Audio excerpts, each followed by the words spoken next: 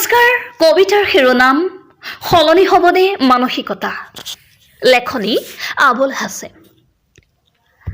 সলনি হ'বনে তোমাৰ এই মানসিকতা নিজে ভবামতে সকলো হ'ব এই ধাৰণা কিয় পাহৰি যোৱা খবৰে অভিভাৱক নহয় তুমি তোমাৰ ধাৰণাৰে চলিব হবে নহলে বেয়া পাব সলনি হ'বনে তোমাৰ এই মানসিকতা সত্যবাদী যুধিষ্ঠিৰ সজাই নিজে কিয় প্ৰচাৰ কৰা বিশ্বাস নাই নেকি তোমাৰ প্ৰতিদান তুমি পাবা তুমি কৰিলেই শুদ্ধ আনে কৰিলেই সৰব হৈ পৰা মুখাৰ আৰৰ মুখাৰে তুমি কি বুজাব খোজা সমালোচনা সহজ কাম তাকেই বাছি ললা নিজকে এবাৰ তুমি নিজেই জুখি চোৱা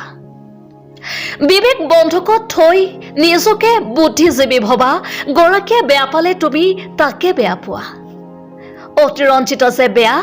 তুমি সেয়াও পাহৰি যোৱা মুখাৰ আৰৰ মুখাৰে তুমি কি বুজাব খোজা বেনাৰৰ আঁৰত মুখ ঢাকি অন্য কাম কৰা লোকে যে বুজি পাই এবাৰ ভাবি চোৱা